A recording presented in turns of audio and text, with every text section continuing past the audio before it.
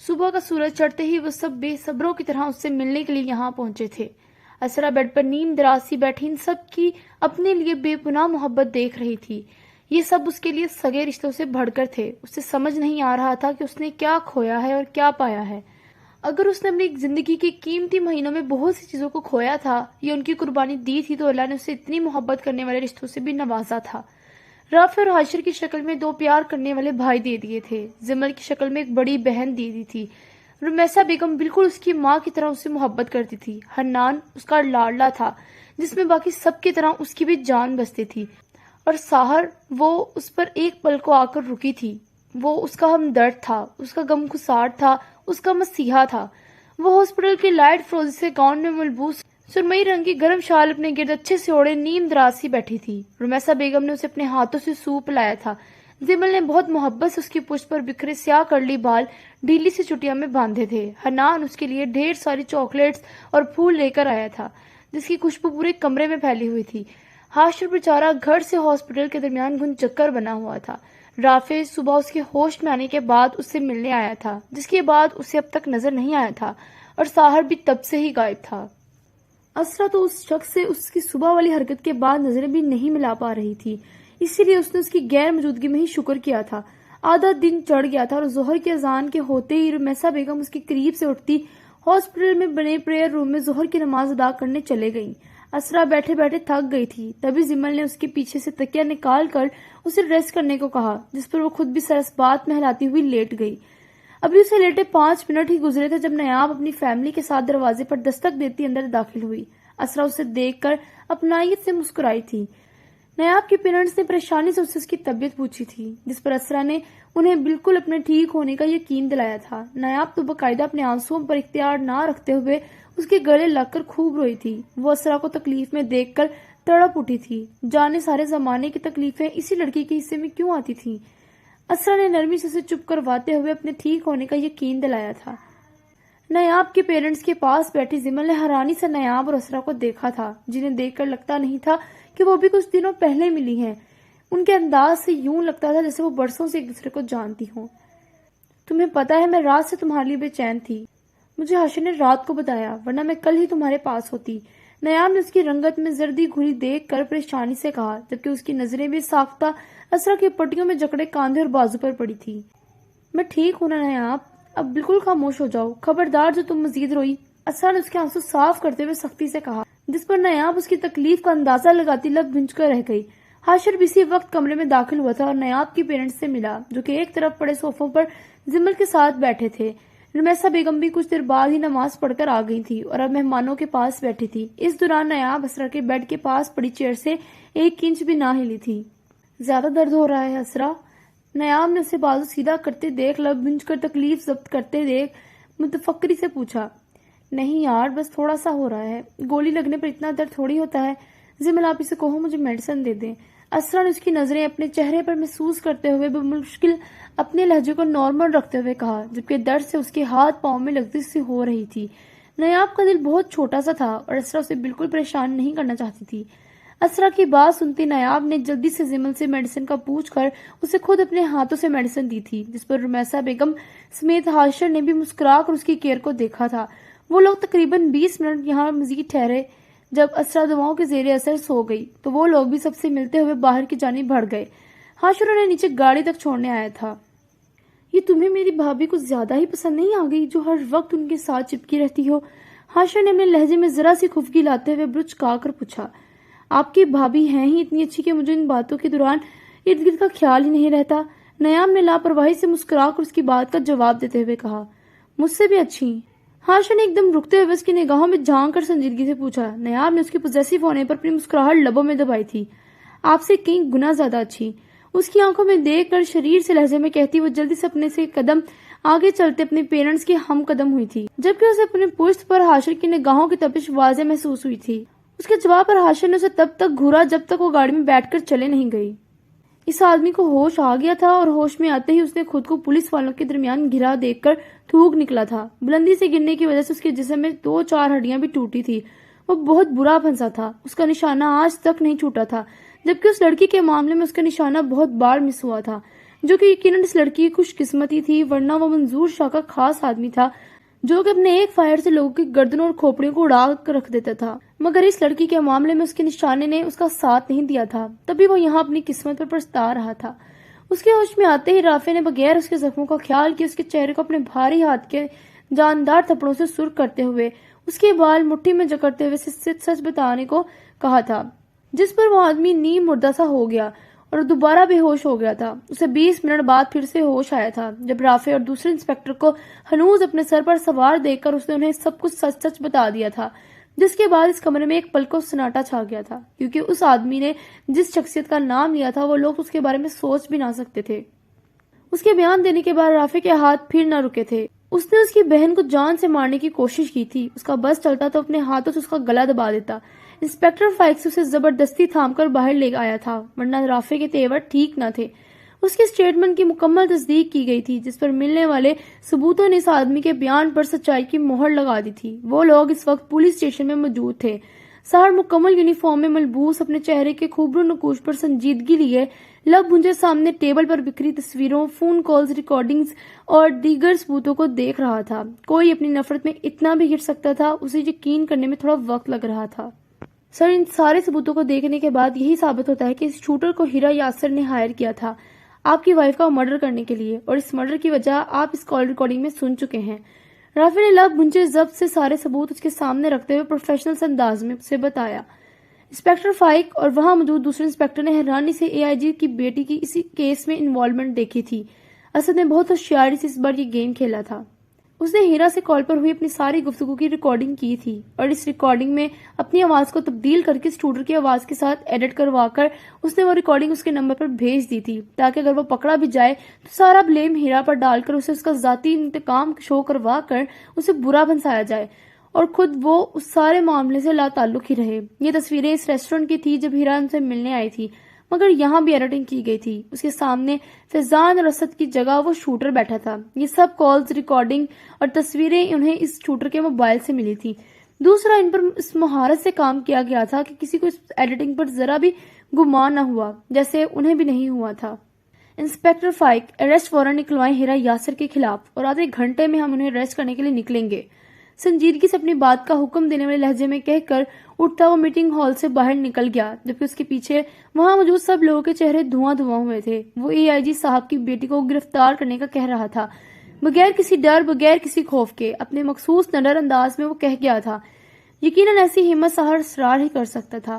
وہاں موجود ایک کانسٹیبل کے لبوں پر مسکراہٹ آئی تھی۔ اس نے آج تک اپنے صاحب کو کسی اثر و سوق والے شخص سے گھبراتے یا اس کے سامنے جھکتے ہوئے نہیں دیکھا تھا۔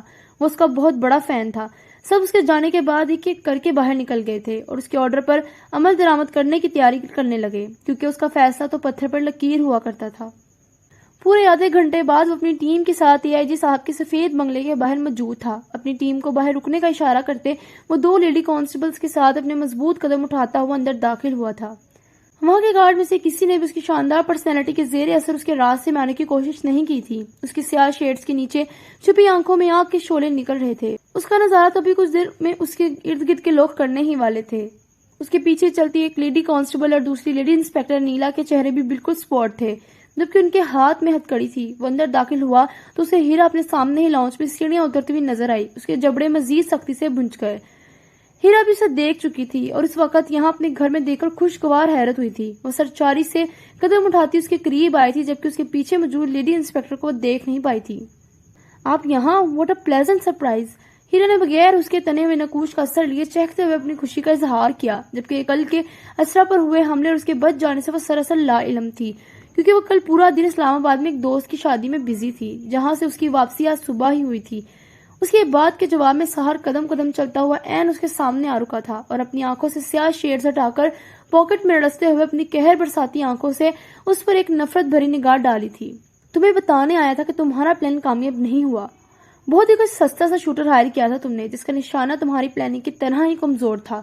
اس کی آنکھوں میں دیکھ کر جتانے والے انداز میں کہتا ہیرا کو گڑبڑانے پر مجبور کر گیا۔ اس کی پیشانی یکدم ہی پسینے سے تر ہوئی تھی۔ واٹ؟ کون سی پلاننگ؟ کون سا شوٹر؟ اس کی بسم کر دینے والی نگاہوں کی تپش اپنے چہرے پر محسوس کرتی ہیرا کو بولنا محال لگا۔ وہ بمشکل اپنی صفائی میں اس سے پہلے کچھ کہتی جب SSP سحر اسرار کا بھاری ہاتھ اٹھا تھا اور ہیرا کا گال سرخ کر گیا تھا۔ ہیرا اس بھاری تھپڑ پر دائیں جانب پوری قوت سے اس سے 4 قدم کے فاصلے پر جا کر گری تھی۔ اس کے ہونٹ کا بایاں کونا رسنے لگا تھا۔ اس نے شدت تکلیف سے آنکھیں میچ کر کھولتے ہوئے بے یقینی سے سحر کی جانب دیکھا تھا، جس سے دونوں ہاتھوں کی مٹھیاں یوں بنچ رکھی تھی جیسے اس نے خود کو مزید کچھ کرنے سے روک رکھا ہو۔ سحر نے زندگی میں پہلی بار کسی عورت پر ہاتھ اٹھایا تھا اور بالکل صحیح اٹھایا تھا۔ اس کے سامنے کھڑی لڑکی یہ تھپڑ ڈیزرو کرتی تھی کیونکہ وہ انسانیت کے درجے سے بہت نیچے گر چکی تھی۔ وہ انتقام کی آگ میں اس قدر اندھی ہو چکی تھی کہ اس نے ایک بار بھی نہ سوچا کہ وہ کیا کرنے جا رہی ہے، جبکہ سحر اسرار کو اپنے ہاتھ اٹھانے پر ذرا بھی ندامت نہ ہوئی۔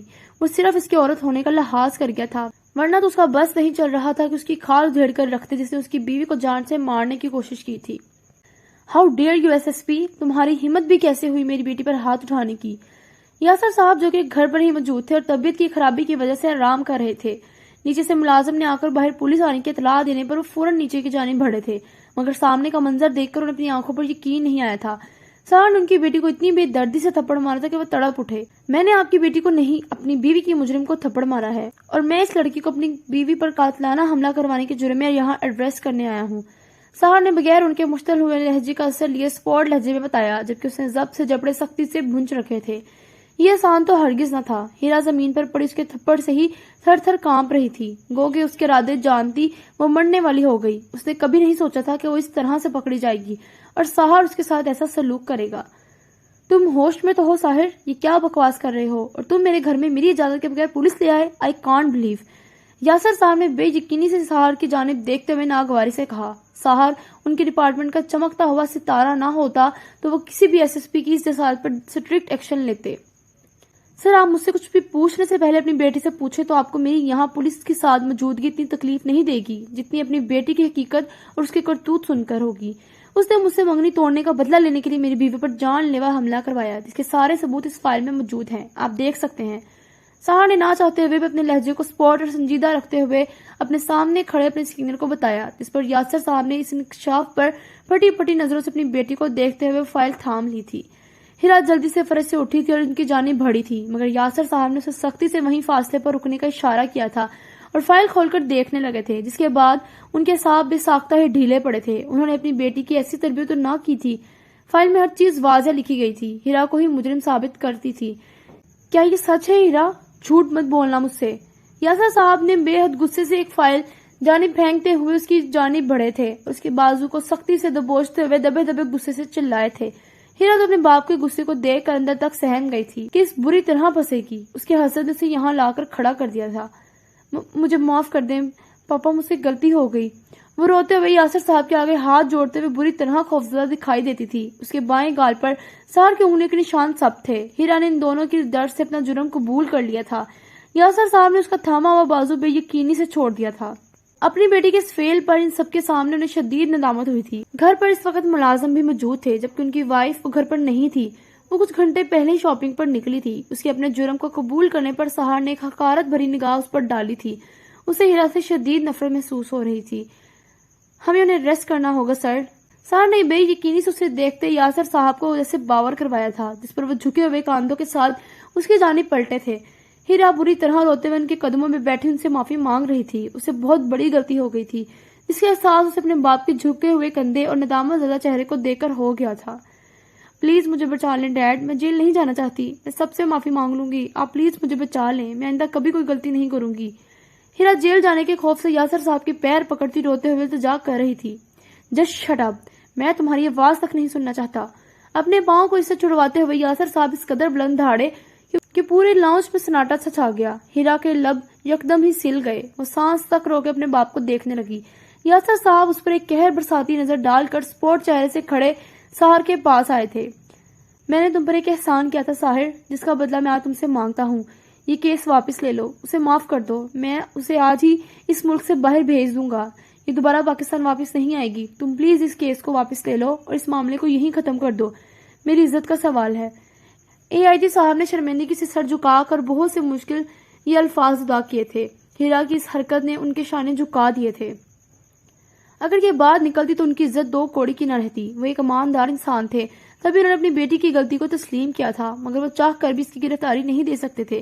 اس لیے ماضی میں ساحر پر کیے گئے احسان کو جتاتے وہ اسے اس کا بدلہ مانگ رہے تھے۔ یاسر صاحب اسرا کے بارے میں سب جانتے تھے۔ ساحر نے اسرا سے شادی سے پہلے انہیں اسرا کی ساری حقیقت بتا دی تھی، جس پر انہوں نے اس کا یہ راز ہی رکھتے ہوئے اس پر احسان کیا تھا، جس کا بدلہ وہ اب اس سے مانگ رہے تھے۔ اوکے، اپنی بات پر قائم رہیے گا، اب آپ کا مجھ پر کوئی احسان نہیں۔ انتہائی ضبط سے ان کی آنکھوں میں دیکھ کر کہتا وہ مزید یہاں ٹھہرے بغیر پلٹ گیا تھا۔ اس کے خوبرو نقوش پر چٹانوں سی سختی تھی۔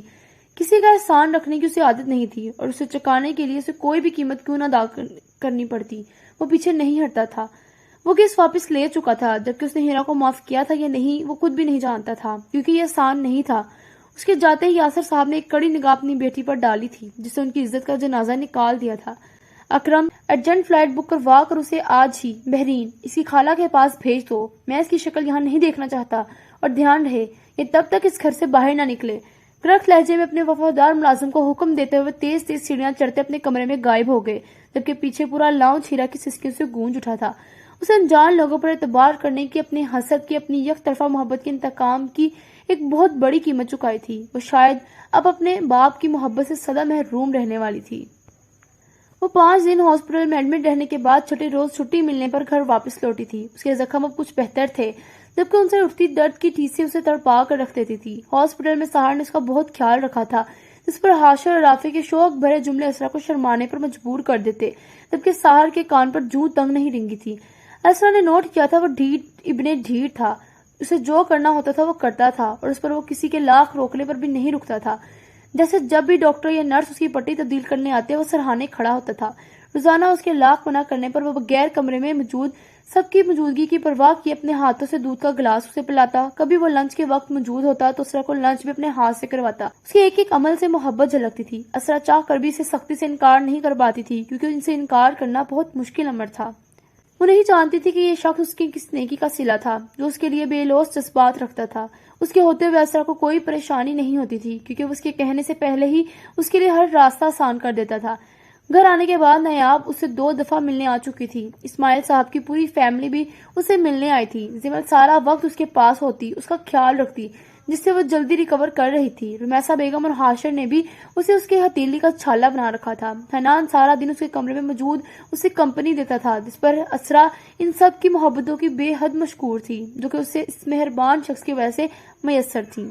یہ رات کے کوئی 11:30 بجے کا وقت تھا جب اپنی ماں سے فون پر بات کر کے انہیں اپنا خیال رکھنے کا کہتی فون بند کر چکی تھی۔ اپنی ماں سے بات کرنے کے بعد اسے اپنے اندر تک سکون اترتا ہوا محسوس ہوا۔ اسے فاطمہ کو اپنی طبیعت کے بارے میں کچھ بھی نہیں بتایا تھا، بس معمول کی طرح ہی کچھ گھڑیاں اس سے باتیں کرتی رہی۔ وہ کمرے میں داخل ہوا تو اسرا جو بیڈ پر نیم دراز سی لیٹی ہوئی تھی، ذرا سا اٹھ کر بیٹھتے ہوئے اپنی شال کو ایک ہاتھ سے سر پر لینے لگی۔ آپ کا فون، تھینک یو، اسرا نے اس کی جانب فون بڑھاتے ہوئے مشکور سے لہجے میں کہا، جس پر ساحر نے اسبات میں سر ہلاتے ہوئے اس کے ہاتھ سے فون لیتے ہوئے ٹرے سے دودھ کا نیم گرم گلاس اٹھا کر اس کی جانب بڑھایا تھا۔ اسرا نے ناک منہ چڑھاتے ہوئے بغیر چھو چراغ کیے گلاس تھام لیا تھا، کیونکہ اس کے انکار کرنے پر اسے زبردستی اپنے ہاتھوں سے پلاتا تھا۔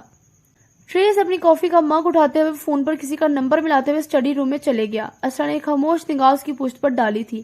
وہ سرمئی پینٹ پر سیاہ رنگ کی ہوڈی میں ملبوس تھا، جس کی بازو اسے ہمیشہ کی طرح ذرا سی فولڈ کر رکھی تھی۔ اسرا اس کے جانے کے بعد اپنا ناک بند کرتی جلدی سے سارا دودھ ایک سانس میں پی گئی تھی۔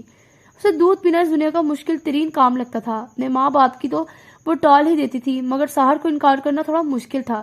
اس کے کندھے اور بازو پر پہلے کی نسبت اب نارمل سی پٹی بندھی ہوئی تھی۔ سردی کے باعث اسرا کے زخموں سے درد کی چپکی سی اٹھ رہی تھی، جسے نظر انداز کرتی وہ بستر سے دھیرے سے اٹھی تھی۔ اس کے سیاہ کرلی بال بے ترتیبی سے اس کی پشت پر بکھرے اسے بار بار جھنجھلاہٹ میں مبتلا کر رہے تھے۔ اس نے آج دوپہر میں ہی شاور لیا تھا، جس کے بعد وہ ایک ہاتھ سے اپنے بال نہیں سلجھا سکتی تھی، اس لیے انہیں پشت پر یوں ہی کھلا رہنے دیا۔ اس کے بال اب سوکھ چکے تھے، جبکہ ہنوز الجھے ہوئے تھے، جس سے اسرا کو الجھن ہو رہی تھی۔ وہ چلتی ہوئی ڈریسنگ کے پاس آئی تھی اور برش اٹھا کر وہاں پڑے اسٹول پر بیٹھتے ہوئے آہستگی سے تھوڑے سے بال کندھے پر آگے کی جانب کرتی ہوئی انہیں سلجھانے کی کوشش کرنے لگی۔ اپنے دوسرے ہاتھ سے موومنٹ کرنے میں اسے بہت تکلیف ہوتی تھی، جس میں درد کی لہر اسے اپنے کندھے تک اٹھتے ہوئے محسوس ہوتی۔ اب اس سے تھوڑے سے بال ہی سلجھائے تھے جب وہ تھکنے لگی۔ آج سے پہلے اس نے اپنے یہ لمبے اور بھاری بال کبھی برے نہیں لگے تھے جتنا آج خود کو بے بس محسوس کرتے ہوئے لگے تھے۔ اس کی آنکھوں میں بے بسی سے نمی سی چمکی تھی، وہ اپنے قابل بھی نہ رہی تھی۔ اسے اپنی حالت پر غم و بے بسی سے اپنے بال یوں ہی پیچھے کر کے ان پر شال لینی چاہیے، جب اس مہربان کا عکس مرر میں نمودار ہوا تھا۔ اسرا نے اپنی آنسو بھری آنکھیں اٹھا کر مرر میں نظر آتے اس کے عکس کو دیکھا تھا۔ سحر نے ذرا سا جھکتے ہوئے نرمی سے اس کے ہاتھ سے برش لیا تھا اور اس کی شال پیچھے ہٹاتے ہوئے اس کے بال سلجھانے لگا۔ اسرا ایک پل کو اس کی اس حرکت پر ٹھہر سی گئی۔ اس شخص کے کتنے روپ تھے، اس کے ہر روپ سے اس کے لیے محبت و عقیدت چھلکتی تھی۔ وہ خود کو اس کی محبت میں گرفتار ہونے سے کیسے روکتی، کیسے بچاتی اس کی جادوئی شخصیت کے سحر سے جو اس کے گرد ایسا حصار کھینچتی کہ وہ کہیں اور دیکھ ہی نہ پاتی۔ اپنی گردن پر اس کی ذرا سی انگلیوں کا لمس محسوس کرتی وہ چونک اور اس کی جانب میں توجہ ہوتی گھبرا سی گئی تھی۔ آپ چھوڑ دیں، میں کر لوں گی۔ اسرا نے اس کے ہاتھ سے برش لینا چاہا۔ خاموشی سے بیٹھی رہو، میں کر رہا ہوں نا۔ اس کے ٹوکنے پر وہ خفا ہوا تھا۔ اسرا نے دیکھا تھا وہ بڑے احتیاط سے اور نرمی سے اس کے بال سلجھا رہا تھا۔ اسے ذرا بھی تکلیف نہیں ہو رہی تھی۔ آپ اتنے ڈھیٹ کیوں ہیں؟ اسرا نے اپنی منتشر ہوتی دھڑکنوں سے گھبراتے ہوئے خفگی سے اس کے مرر میں نظر آتے عکس کو دیکھ کر کہا۔ تم اتنی سنگ دل کیوں ہو؟ اس کے سوال کے بدلے اس نے بھی سوال کیا تھا جس پر اسرا نے اسے گھورا تھا۔ چالاک آدمی، وہ سوچ کر رہ گئی۔ پہلے میرے سوال کا جواب دے۔ اسرا نے اس کی بائیں ہاتھ میں بندھی سیاہ واچ کو دیکھتے ہوئے سپورٹ لہجے میں کہا۔ جس کی تم جیسی پتھر دل جذبات سے عاری بیوی ہو اسے ڈیٹ بننا ہی پڑتا ہے۔ سحر نے معصومیت سے شانے چکا کر ایک نظر مرر میں نظر آتے اس کے عکس کو دیکھ کر کہا۔ اس کے سارے بال سلجھا چکا تھا۔ بیوی بیوی بیوی نہیں ہوں میں آپ کی بیوی۔ آپ کو میری بات سمجھ میں کیوں نہیں آتی؟ آپ کانٹریکٹ کی شرائط مسلسل توڑ رہے ہیں جس پر آپ کو فائن ہوگا۔ اسرا نے اپنی جگہ سے کھڑے ہوتے ہوئے چیخ کر کہا تھا۔ وہ تھک گئی تھی ان سب باتوں سے، اس احساس سے۔ وہ کیوں نہیں سمجھتا تھا کہ یہ جھوٹ تھا؟ جلد ہی یہ ڈرامہ ختم ہونے والا تھا۔ پھر وہ کیوں اپنی اور اس کی زندگی مشکل بنا رہا تھا؟ اس کے رد عمل پر سحر نے ایک سنجیدگی بھری نگاہ اس پر ڈالی تھی اور دوبارہ سے اس کا ہاتھ تھام کر اسے بٹھاتا ہوا اس کے سلجھے ہوئے بالوں کی چٹیاں بنانے لگا۔ اسرا اس کے کان پر جوں تک نہ رینگتے دیکھ کڑ کر رہ گئی تھی، جبکہ شدت ضبط سے اس کا سانس تک پھول گیا تھا۔ اتنا غصہ مت کیا کرو، خواہ مخواہ اس عمر میں ہائی بلڈ پریشر کی مریض بن جاؤ گی۔ اور رہی بات فائن کی تو… وہ رکا اور زیر لب مسکرایا۔ اس کی تھوڑی میں پڑتا خم واضح ہوا۔ اسرا نے سانس تک روکے اس خوبصورت مسکراہٹ کو دیکھا تھا، جادوئی مسکراہٹ، دوسروں کے گرد ایک تلسم سا کھینچ دینے والی مسکراہٹ۔ تو میرے سارے پیسے مجھ سمیت تمہارے ہی تو ہیں، تم مانو یا نہ مانو، لیکن میں نے تمہیں سچے دل سے نکاح کرتے وقت اپنی بیوی تسلیم کیا تھا۔ تمہیں خود پر حلال اور باقی سب کو خود پر حرام کیا تھا۔ سارا اسرار اس کی محبت مرتے دم تک صرف اسرا عالم کے لیے رہے گی، جسے تم جتنی جلدی قبول کر لو اتنا ہی اچھا ہوگا۔ مجھے ایک کام سے باہر جانا ہے، تم اب ریسٹ کرو، گڈ نائٹ۔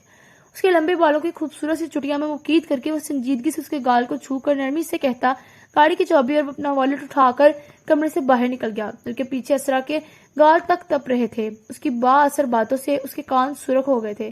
وہ کچھ بول نہ سکی، بس بے ساختہ اپنے سر دونوں ہاتھوں میں تھام گئی۔ یہ شخص مجھے پاگل کر دے گا، اس کی باتوں سے اپنے دل کی بے قابو دھڑکنوں پر بے حال ہوتی وہ بس اتنا ہی بولی تھی۔ سحر اسرار سے جان چھڑوانا ہرگز آسان نہیں تھا، تو کیا وہ اس کانٹریکٹ کی خلاف ورزی کرنے کا سوچ رہا تھا؟ اسرا کو سمجھ نہ آیا۔ وہ چلے گیا تھا جبکہ اس پورے کمرے میں اپنی باتوں سے اپنا احساس یہیں چھوڑ گیا تھا۔ اسرا نے سر اٹھاتے ہوئے اپنی نم آنکھیں صاف کی تھی اور اپنی شال کو ایک ہاتھ سے سر پر اوڑھتے ہوئے اپنی جگہ سے اٹھی تھی جہاں اس کے کولون کی خوشبو پھیلی ہوئی تھی۔ اسرا نے اس بات کا فیصلہ وقت پر چھوڑ دیا تھا۔ وہ مزید خود کو ان سوچوں میں نہیں تھکا سکتی تھی۔ خاموشی سے دراز سے اپنی میڈیسن نکال کر کھاتی وہ بیڈ پر لیٹتے ہوئے بلینکٹ اوڑھ کر سونے کی کوشش کرنے لگی۔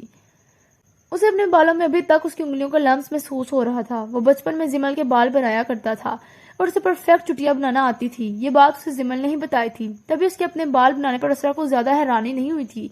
آنے والے حالات سے بے خبر وہ آنکھیں مونتے جلد ہی دواؤں کے زیر اثر سو گئی تھی۔ مجھے آپ کی سمجھ نہیں آتی ڈیڈ، آپ نے انہیں معاف کیسے کر دیا؟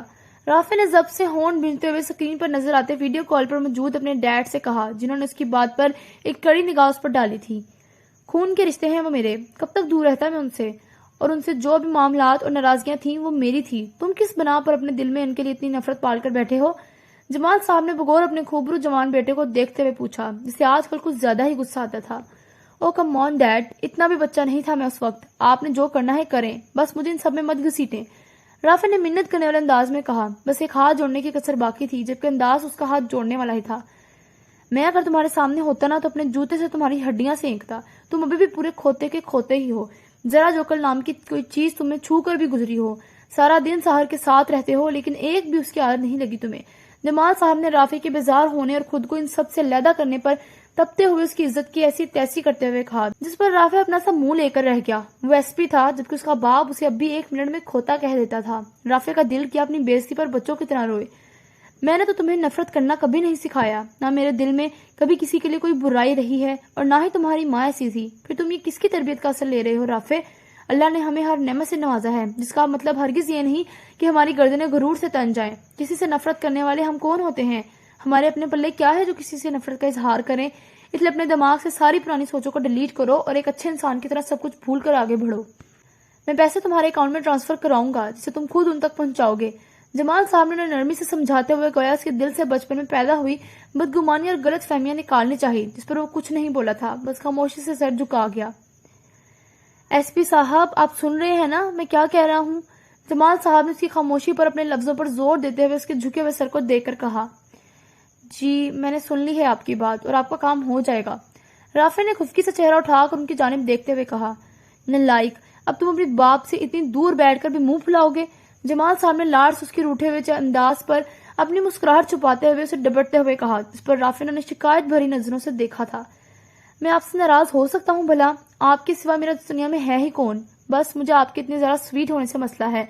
رافع نے اپنے چہرے کے زاویے ٹھیک کرتے ہوئے کہا، جبکہ آخری بات پر اس کا اشارہ اپنے ڈیڈ کے خود کے لیے پکارے جانے والے خوبصورت القابات سے تھا، جس کو سمجھتے ہوئے جمال صاحب کا کہکا بھی ساختہ تھا۔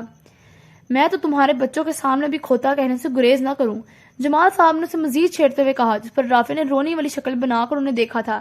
جمال صاحب اس کی شکل دیکھ کر اپنی ہنسی چھپا گئے تاکہ وہ مزید ناراض نہ ہو۔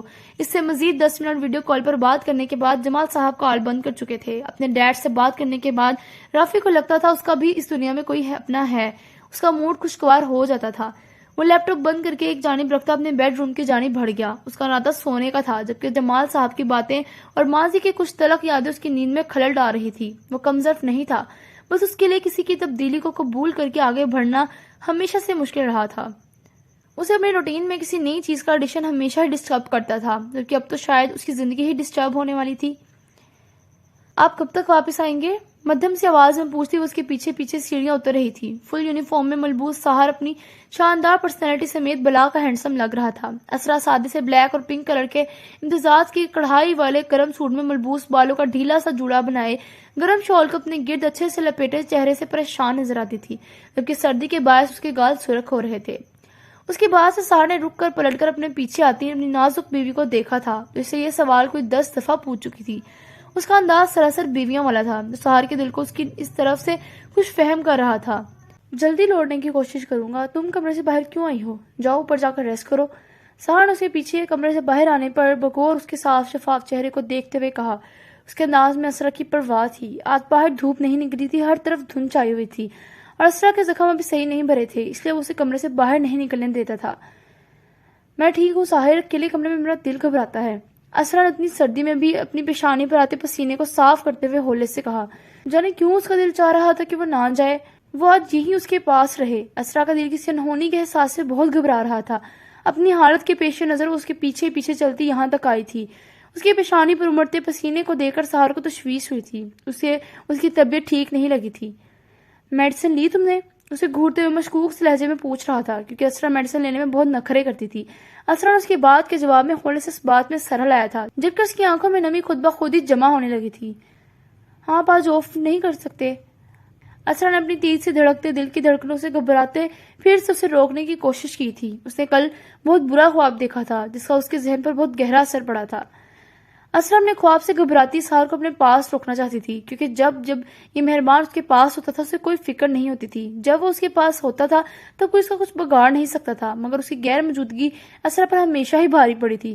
سہار اس کی حالت سے بے نیاز اس کا سرد ہاتھ اپنے مضبوط ہاتھ میں تھامتا ہوا باقی بچی سیڑھیاں پہ اترتا اسے لاؤنج میں لے آیا تھا۔ کیا بات ہے، کوئی پریشانی ہے؟ تمہیں اتنی سردی میں پسینے کیوں آ رہے ہیں؟ تمہاری طبیعت ٹھیک ہے؟ ڈاکٹر کے پاس چلیں؟ سہار نے بہت محبت سے اس کے دونوں ہاتھ اپنے ہاتھوں میں تھامتے ہوئے بغور اس کی نم آنکھوں میں جھانکتے ہوئے پوچھا۔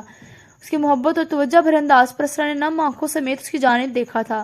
وہ پورا کا پورا اس کی جانب میں توجہ تھا۔ پتہ نہیں کیوں، بس مجھے ڈر لگ رہا ہے۔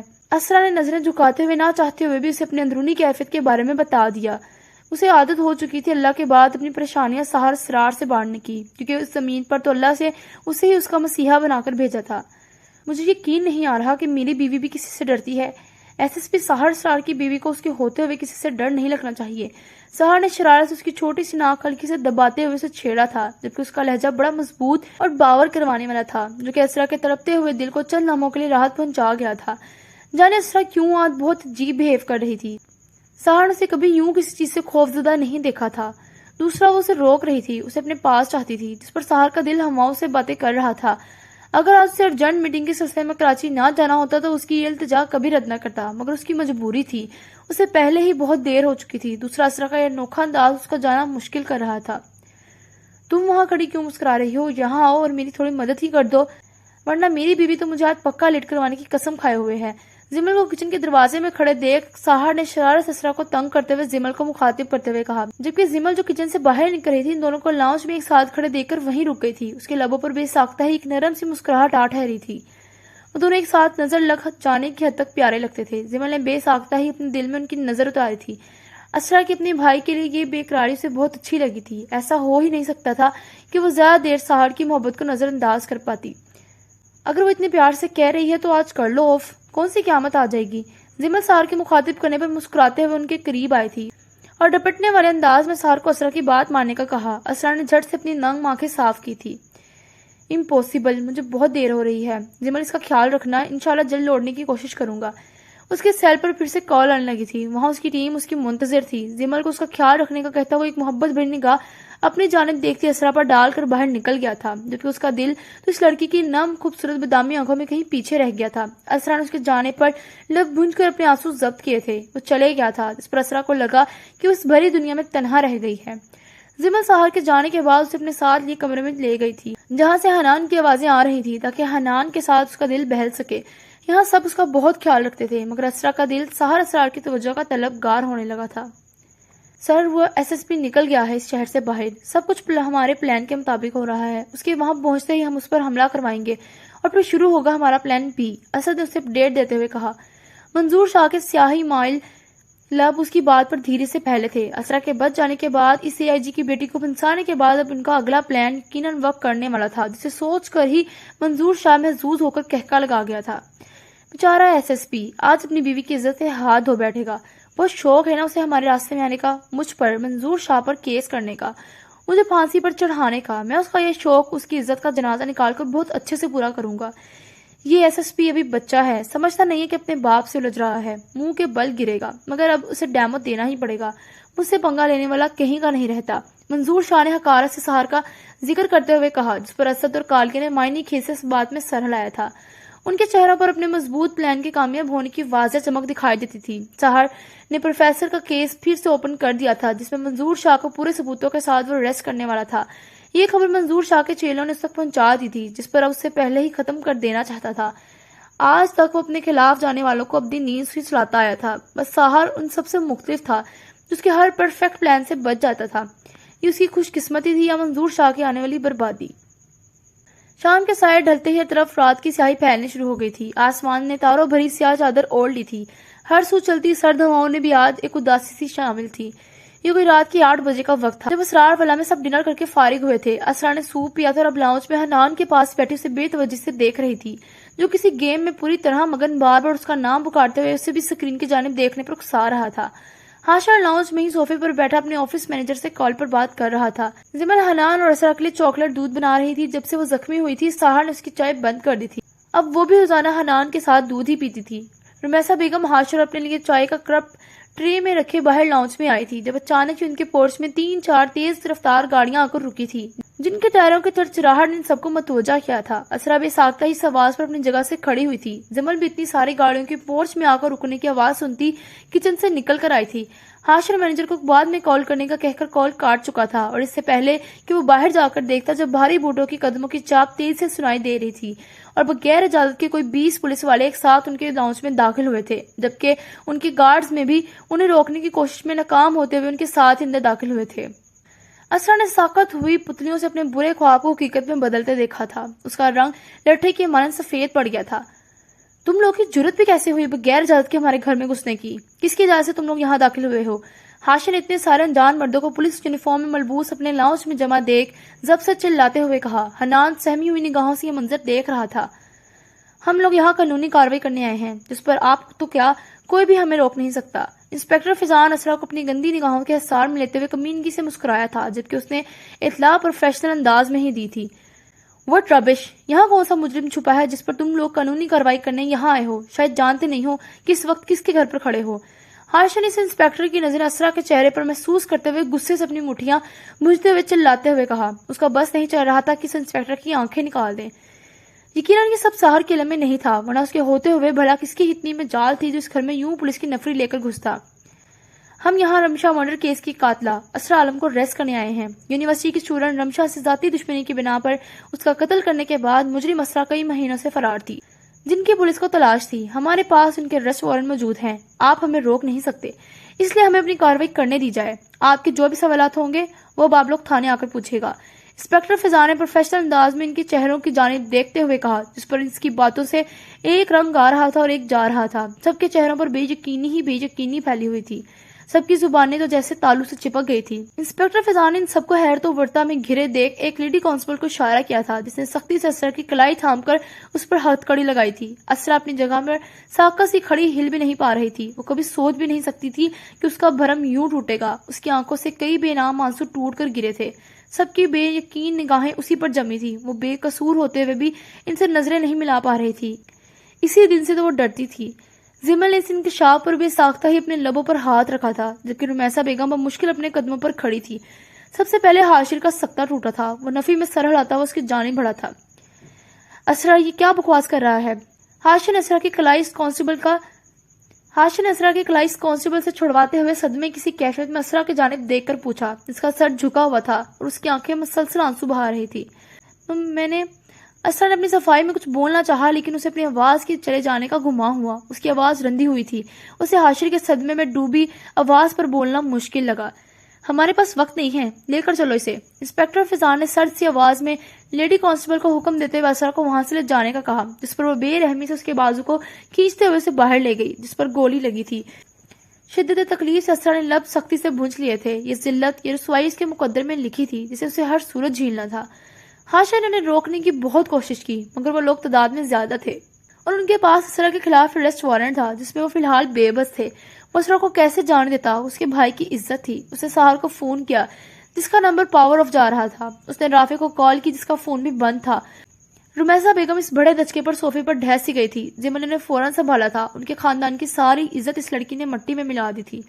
وہ لوگ اسرا کو لے گئے تھے، باقی پوری کالونی کے لوگ جمع تھے، جنہوں نے حیرت اس گھر کی بڑی بہو کے ہاتھوں میں ہتھ کڑی دیکھی تھی۔ اتنے سارے مردوں میں اس لڑکی کو جاتے دیکھا تھا۔ اسرا کو دھکا دے کر اس لیڈی کانسٹیبل نے وین میں بٹھایا تھا، جس پر اسرا کے لبوں سے بے ساختہ سسکی نکلی تھی۔ اس کی شال اس کے شانوں پر لڑک گئی تھی۔